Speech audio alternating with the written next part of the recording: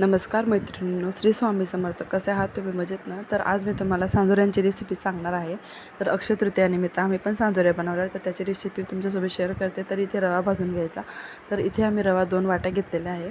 तर याला कोणी तुपात भाजतं, तेलात भाजतं, तर आम्ही असाच भाजतो आहे. आम्ही तेल तूप वापरलं नाही. तर इथे आणि त्याला लालसर होईपर्यंत छान भाजून घ्यायचा. त्याच्यात म्हणजे तो हात आपण चेक करून बघायचा, हाताला लागला तर रवा भाजला गेला नाही असं समजायचं, आणि हाताला नाही लागलं तर रवा भाजला गेला असं समजायचं. तर इथे लालसर होईपर्यंत भाजून घेतला रवा. आणि आपण जितका 2 वाटी रवा घेतला आहे तर तितकाच आपल्याला गूळ पण घ्यायचा आहे, 2 वाटी. तर तुम्हाला जसं गोड जसं लागतं, कोणाला गोड लागतं, कोणाला थोडं कमी गोड लागतं, तसं तुम्ही गूळ घेऊ शकता. तर इथे गुळाचा आपल्याला पाक नाही करायचा, गुळाचा आपल्याला फक्त पाणी वितळून घ्यायचं आहे. जर पाक केला तर जो रवा आहे तो कडक होईल. तर इथे गुळाचा पाक पण गुळाचा इथे पाणी करून झालेलं आहे. तर आपण ह्या रव्यामध्ये घालणार आहोत ते पाणी. तर रवा पण थंड होऊ द्यायचा आहे आपल्याला, आणि गुळाचं जे पाणी केलेलं आहे ते पण थंड होऊन द्यायचं आहे. दोघंही गरम असले तर मग ते जमत नाही. तर व्यवस्थित याला एकजीव करून घ्यायचं, आणि ह्या रव्याला आपल्याला 15 ते 16 घंटे तसंच राहू द्यायचं.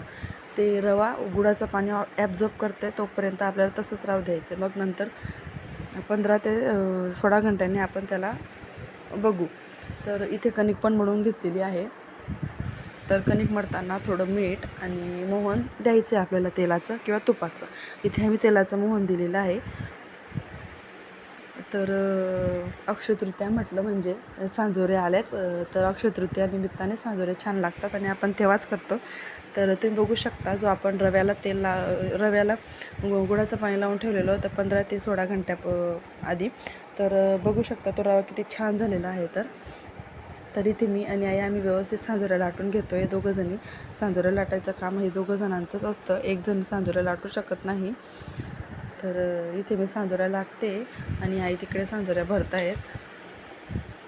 तर तुम्ही पण बनवतात का? नक्की कमेंट करून सांगा, आणि तुमची सांजोऱ्या करण्याची पद्धत कशी आहे हे पण मला सांगा.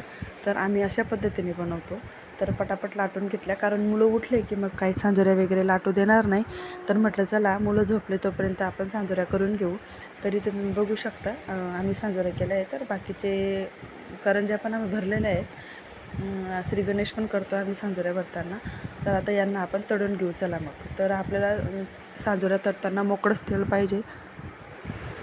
मोकळ्या तेलामध्ये ते छान तळले जातात आणि टम्म फुलतात पण. तर तुम्ही व्हिडिओमध्ये दिसतच असेल तुम्हाला की सांजोऱ्या किती छान फुगत आहेत.